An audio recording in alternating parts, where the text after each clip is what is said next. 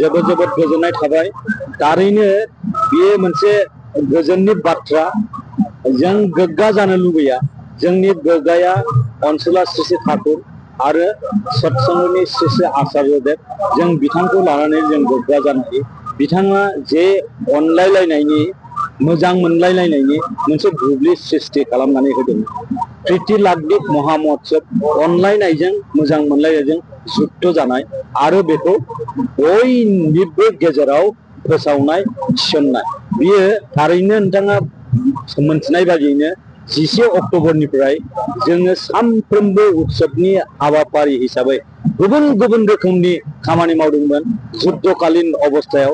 दिनै बियो 21 डिसेम्बर जेरै हाबाफारि एरै दिनै थुंगेबाय। थारैनो जों बेवहाय लोब लोब मानसिफोरनि सुबुंफोरनि भक्तबिन्दुफोरनि गासै हादोरनि आरो नेपाल, भुटान, बांलादेशनि भक्तफ्राबो फैनानै जोंनि बे हाबाफारिखौ जाफुंसार होफैबाय।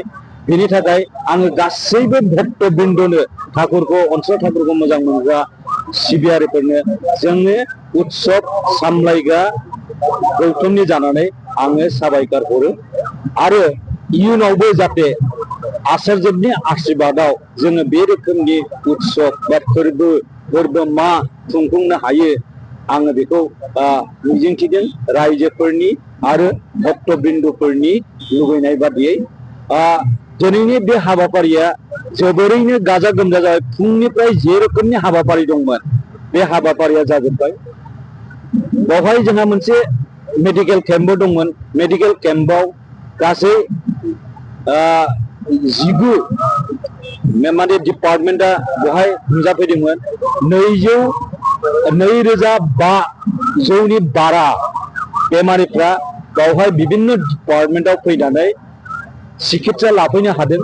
बेनि थाखाय जोङो मोजां मोनदों जे अनसुला ठाकुरा लुबैनाय बादियै जे सुबुंफोरनो सावस्रियारि हाबा मावनो थाखाय मेडिकेल ट्रिटमेन्ट होनायनि थाखाय बिथाङा जे गोसो होदों मोनफ्रोमबो फोरबोफ्राव मेडिकेल केम्प खुंफुंनाय आरो बेवहाय जोंनि हारिमु जोंनि राव गुबुन गुबुन रावफोरजों लोगोसे जोंखौ जे रोखोमनि बिथोन होदोंमोन आरो जे रोखोमनि सामलायदोंमोन जों मावफुंनो हाजोब्बाय होननानै सानदों। नोंथांमोना नुनाय बायदिनो बेवहाय गुबुन गुबुन जाति धर्म धोरोम हारिनि मानसिफ्रा बेवहाय नुजाफैनानै जोंनि बे उत्सबखौ जाफुंसार होफैदों। दासिमबो जोंहा सत्संगी सन्मिलना जागासिनो दं। सत्संगी सन्मिलननि गेजेरजों जोंनि बे ठाकुरा जे जोंखौ अनलायनाय मोजां मोननायनि बोन्दोंखौ गोरा खालामनो थाखाय गोबां जोंनो हाबा मावनायनि आरो गोसोआरि जे बिथिंनिफ्राय जोंखौ जौगाहोनायनि थाखाय जोंनो बिथोन होदों। जोङो बेखौनो मावगासिनो दं। जोंनाव बुङो एक आदेशे चले जारा तादेर नियेई समाज गढ़ा होननाय।